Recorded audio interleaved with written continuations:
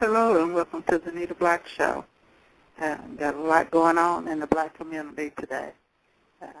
We got people emailing me about all kinds of things happening. But you know how we do if there's a problem going on in the black community, then it's time to fix it. And one of the ways we do that is by breaking it down for people, making sure that advocates know how to break it down for the people that are calling them. And when advocates get into a little trouble when it comes to explaining things, of course they refer people over to me so I can break it down for them the way that it needs to go. Everybody's a little upset about this white guy who did a white rally at the Lincoln Monument. Blacks are calling it a rally for white people,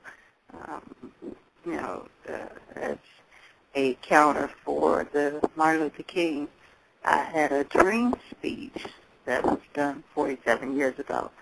So, black folks got all upset. A couple of the civil rights people went down and did a rally at the same time. But, of course, being black and civil rights and all that good stuff and trying to keep a foot on both sides of the fence, they quickly wanted to appease their funders and the white people that they, count as good white people, and they immediately denounced their rally on the same day as not being a counter to this white rally at the Lincoln Memorial. Yet, in radio and interviews, they were quite vocal about how upset they were that this white guy had, quote unquote, hijacked the image and the legacy of Martin Luther King. But we decided, the best way to break it down for black people is to, of course, you know how we do. We started off with a poem first to kind of get the juices flowing and the mind in the right frame. And then we'll break it down so that they understand, one, the difference between what just occurred with this rally and what occurred during the inauguration and campaigning of President Obama, where he, basically said his idol was President Lincoln. And many people, I didn't hear a big outcry and uproar about him talking about Lincoln as if he was the best thing since sliced bread, and the image of what black people should be, feeling good about. So let's start out with the poem. Today's show we're going to do one that I do for the different advocates. You got advocates that believe in many different religions: Islam, Christianity, Hinduism, Buddhism, everything under the sun, the Wahhabism, but they do everything from we don't eat meat to we're vegan, we don't eat anything from animals, we only eat live fruit, live vegetables, they burn incense, you see them ashaying and trying to get in touch with their African roots.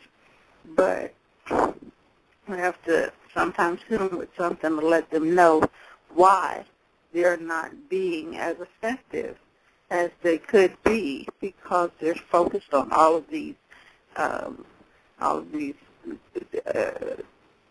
really fruitful efforts to make it appear as though they're busy getting stuff done.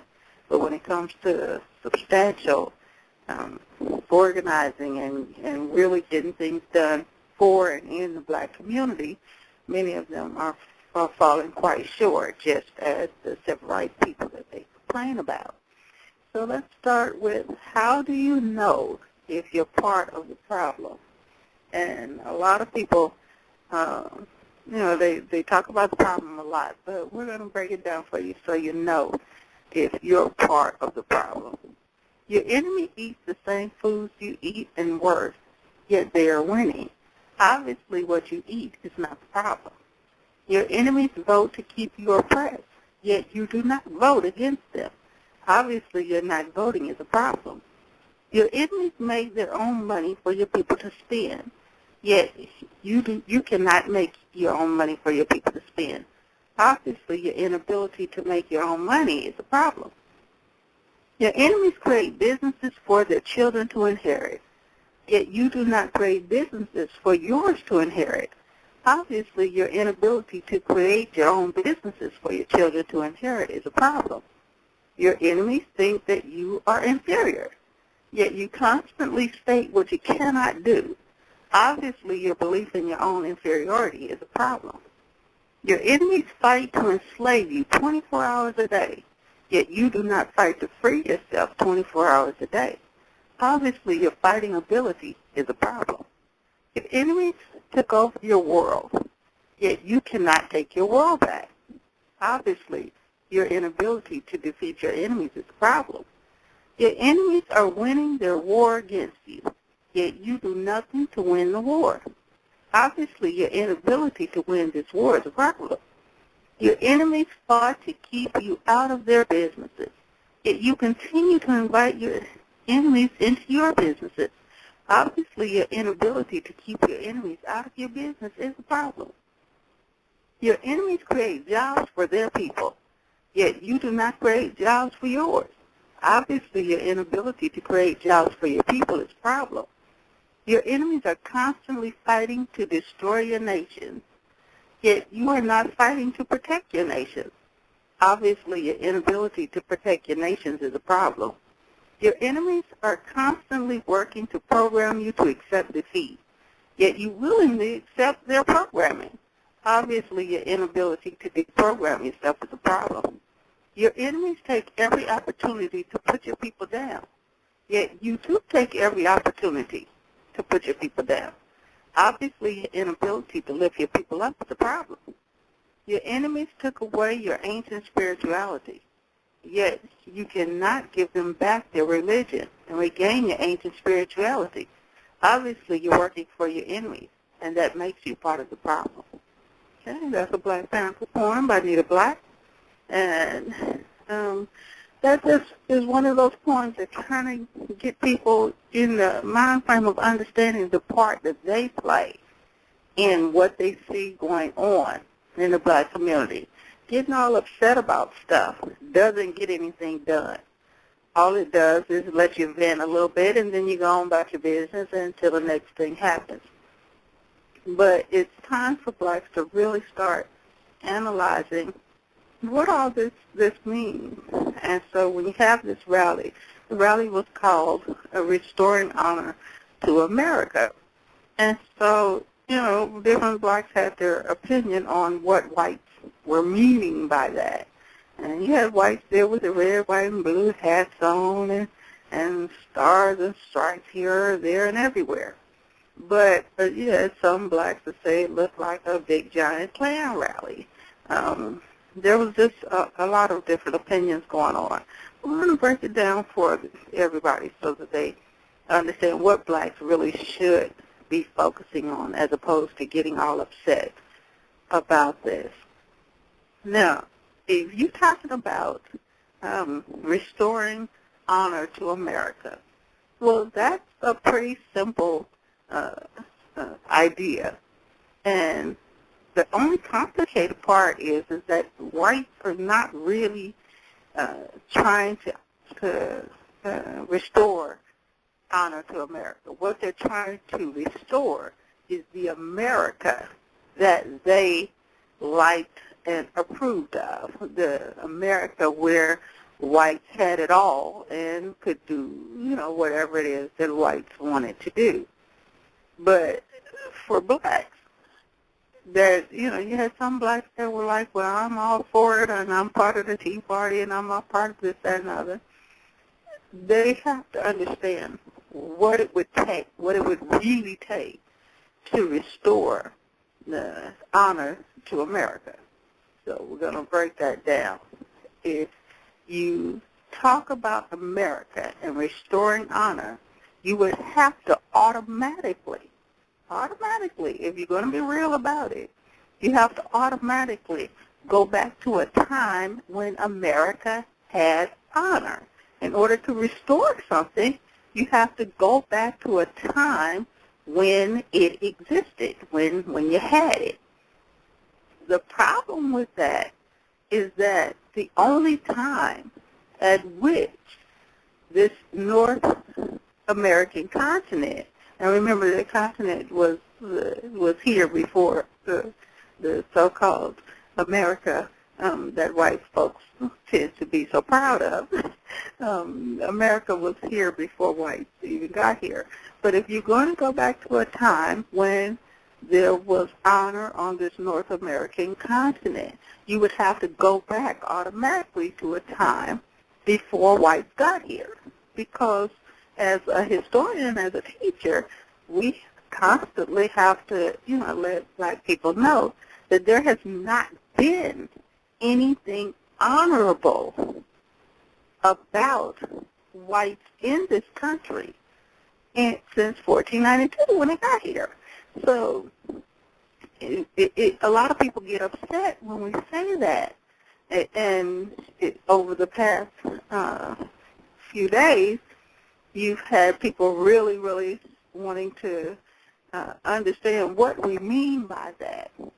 And so let's just kind of start from the beginning. That's the best way. If you're going to restore something, let's see if honor existed and when it existed. Before the so-called pilgrims came to this continent, you had native black people who did business with each other, did trade, lived off the land, and respected nature, and all these different things that because they left certain information about their way of life. You're still finding today when you go into different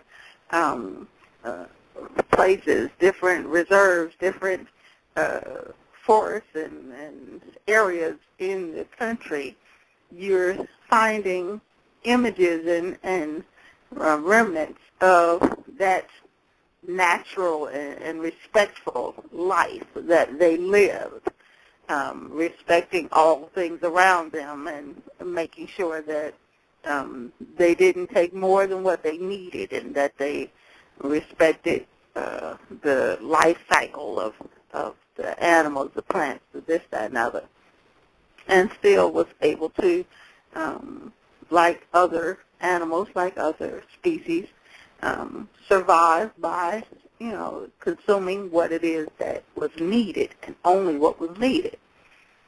So you had this honorable system of trade, of commerce, of interchanging with each other, male-female, family structure, all this good stuff. And then we have a group of white people decide that they need more space, that they want to venture out. And you have to understand that Americans, that these white American people that claim themselves to be so proud of America, they're actually Britons.